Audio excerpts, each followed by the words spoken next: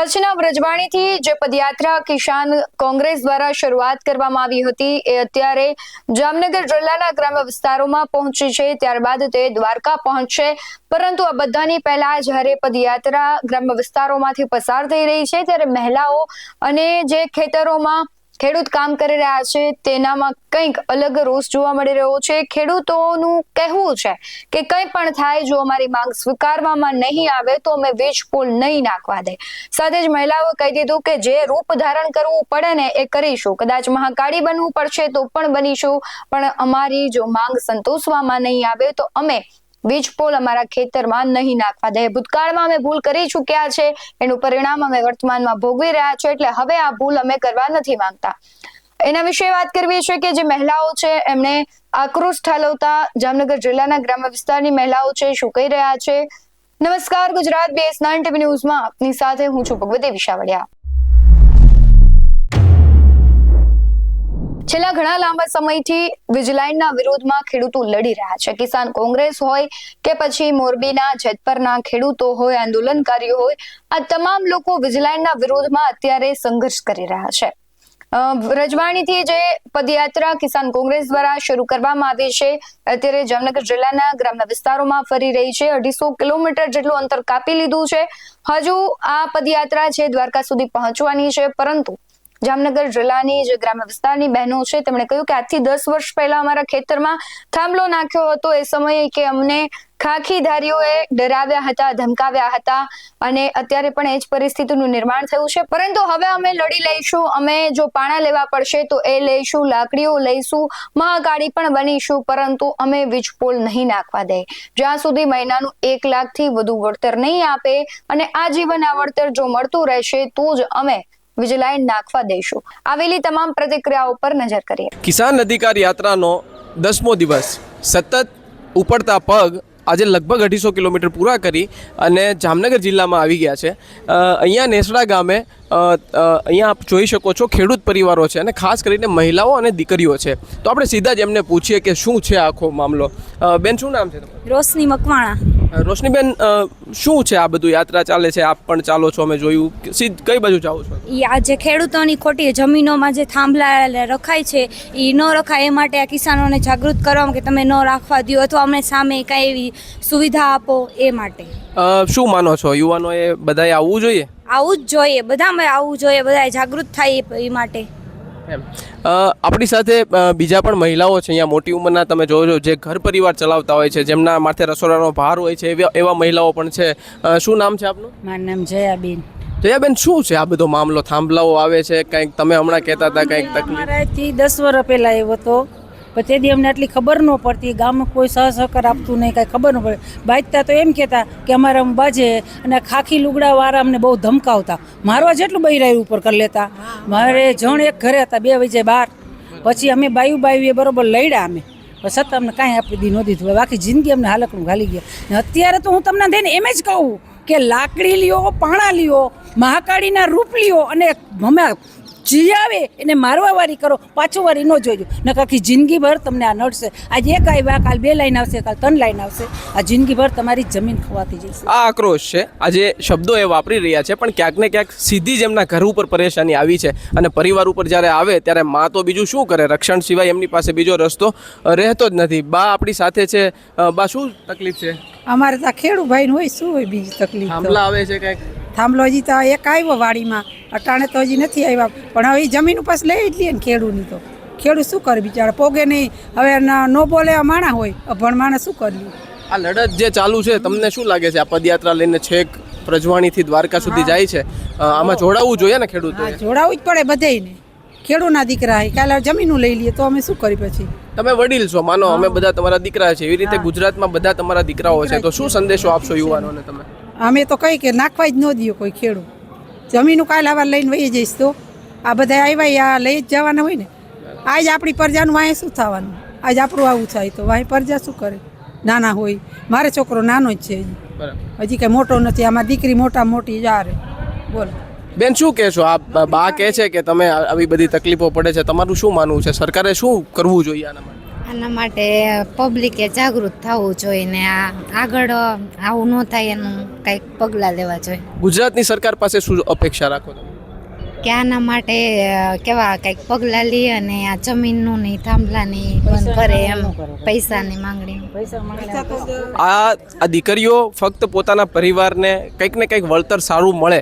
જો કે પહેલી વાત તો એ જ છે કે જમીન જવી જ ન જોઈએ. થાંભલો આવે તો જમીનના ભાવ ઘટે, થાંભલો આવે તો પછી એ જમીન વેચવી હોય તો કોઈ ગ્રાહક ન મળે, અને થાંભલો આવે તો એમની ખેતી પણ અટકે. તાર આવે તો પાવર ખેંચી લઈએ, ખેંચે ને પાવર થાંભલો, આપણે પાણી લઈ લઈએ જમીનમાંથી, કુએમાંથી. બરાબર. એમનું કેવું છે ઉપર પણ મોટી વીજ લાઈન પસાર થાય, ક્યારેય કોઈને શોર્ટ સર્કિટ થાય, પાણી નો ખેંચાઈ જાય, જમીનમાં ઊંડેથી તાર પડે એ લાઇટ તો પાણી ખેંચવાની છે. તો ખેડૂત કુવામાં આ ભાવના તમે સમજી શકો, કારણ કે બીક ખાલી ડર થાંભલાનો નથી, થાંભલો પડે એવી રીતે શોર્ટ સર્કિટ પણ થઈ શકે અને જાનહાનિ પણ થઈ શકે. બેન, શું નામ છે તમારું? બંસી છે અને હું આણદા ગામથી આવું છું ને હું એક ખેડૂત પુત્રી જ છું. અને મારો એમ છે કે એઝ અ ખેડૂત પુત્રી હું સમજી શકું કે એક ખેડૂતની વ્યથા શું હોઈ શકે. જે સરકાર, પોલીસો અને વીજ કંપનીઓવાળા મળીને જે ખેડૂતો ઉપર અત્યાચાર કરે છે, જમીન એની ખુદની છે છતાંય એને આ રીતે ભોગવવું પડે છે. આવું શા માટે? આવી તાનાશાહી શું કરવા માટે? જો એ વાંધો નથી કે વીજ લાઈન તમે ના પસાર કરો, પણ યોગ્ય ખેડૂતોને વળતર આપો. જો તમે જે વળતર નહીં આપો, કેમ કે આ લાઈન છે એ ખાલી 1 વર્ષ માટે તો રહેવાની નથી, આખા જિંદગીભર રહેવાની છે. તો એમાં કંઈ નુકસાન આવે, એના પાકને નુકસાન આવે તો એનું જવાબદાર કોણ? એટલે ખેડૂતોને યોગ્ય વળતર મળે એ રીતની બધાની માંગણી છે. અને આ પાલભાઈ આંબલિયા છે જેને આ રજવાડીથી દ્વારકા સુધીની પદયાત્રાનો આ આખો સંમેલન કરેલું છે, એ બહુ સારી વાત છે. અને આમાં યુવાનો માટેનું એ છે કે યુવાનો એ દેશનું ધન કહેવાય. તો એવી રીતે તો યુથ લોકોએ તો આમાં બધાએ જોડાવવું જોઈએ જેથી બધાને સમર્થન મળે.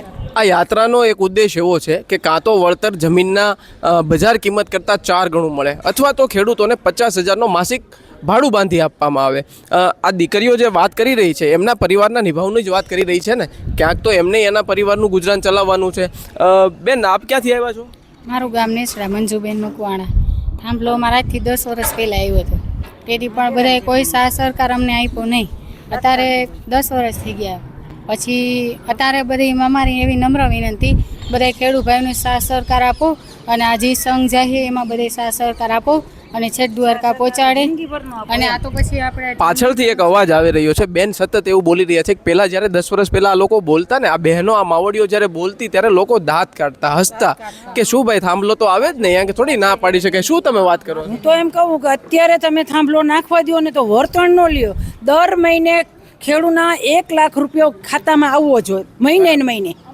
વર્તણ જાજી ન લેતા કે તમને 20 લાખ દઈ દેશે, 10 લાખ દઈ દેશે, એમ ન લ્યો. જિંદગીભરનું કરો. એ આપણામાં જિંદગીભર નાખી ગયા તો આપણે એનું જિંદગીભર કરો.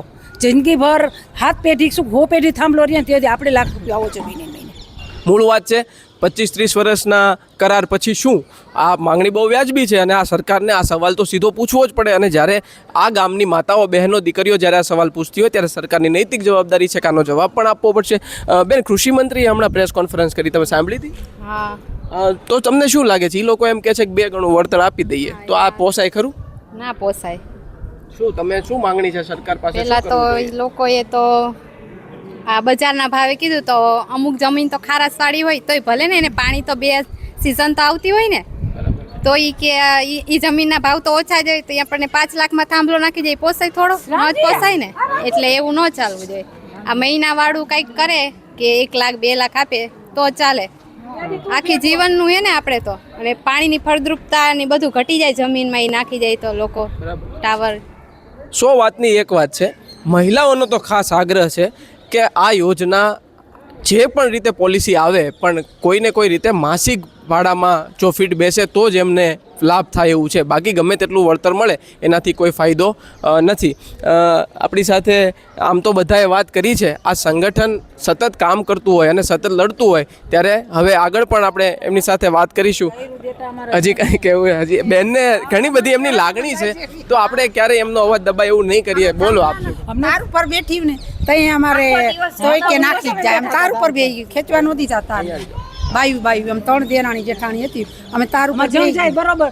પોલીસ વાળા હતા બરોબર, તો જણ તો બિચારા જઈ ન કે પછી અમે ગયા ગામમાં સપ્તાહ હાલે, હવે જાવું કહે તો અમે હાલીને ગયા તો સાહેબ અમને ગાયરું કાઢવા માંડી. બસ મેં તો સાહેબને એક જ ઝાપટ મારી પડી ગયો. નારે ના કહેતું બાપરે તું અમારા કે માલકીનમાં આવીને અમારી જમીન જાયદાદ ઉપર આવીને અમને ગાયરું કાઢસ તે શું અમને ભરી દીધું આ? બહુ સાચી વાત. બરોબર. એરપોર્ટ ઉપર જઈ હું કે બૈરાયું દીકર્યું બધું મહાકાળી અને મેલડીનો અવતાર લઈને એક નાખવા જ ન દે થાંભલા. મારે તો એટલી વિનંતી, અને નાખશો ને તો તમને અહીંયા રહેશો ને હુવાય નહીં ચડ એટલો અવાજ આવશે અહીંયા. બરાબર છે. આમ જો આ લાગણી, આ રોષ છે એ બહુ વ્યાજબી છે અને ગુજરાતના ઘરે ઘરે દરેક મહિલાઓને આ જ રોષ અને આ જ લાગણી છે. અને સરકારે પણ ચેતી જવું જોઈએ. આ યાત્રા જ્યારે 50% રન કાપી અને આજે નેસડા પહોંચી છે ત્યારે હજી પણ આગળ આપની પાસે સમય છે. પોલિસી જલ્દીથી થોડી સુધારી ખેડૂતો સાથે વિચાર વિમર્શ કરી અને ફરી વિચારણા થાય એવી સૌ લોકોની માંગણી છે. જય જગત. તમારે શું માનવું છે કમેન્ટમાં જરૂરથી જણાવજો. બાકી આવા જ વધુ અહેવાલો સાથે ફરી મળતા રહીશું. તો અમે અમારી યુટ્યુબ ચેનલને સબસ્ક્રાઇબ કરવાનું, અમને ફેસબુક અને ઇન્સ્ટાગ્રામ પર ફોલો કરવાનું ભૂલશો નહીં. બાકી અમને બી અપડેટ્સ મેળવવા માટે આપ જોતા રહો BS9 ન્યૂઝ. નમસ્કાર.